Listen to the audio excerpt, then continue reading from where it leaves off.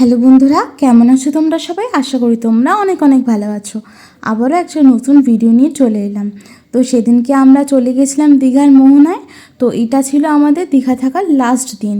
তো সকালবেলা মোহনা ঘুরেই আমরা বাড়ি ফেরার পথে রওনা হয়েছিলাম।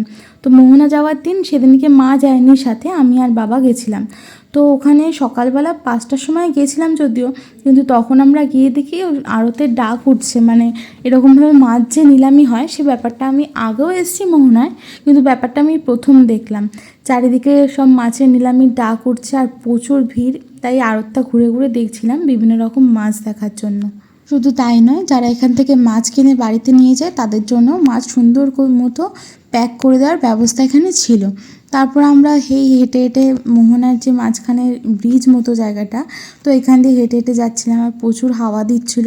আর দিনটা সকাল সকাল এত সুন্দর হাওয়া, সমুদ্রের পাড়, মনটা খুব ফুরফুরে হয়ে গেছিলো।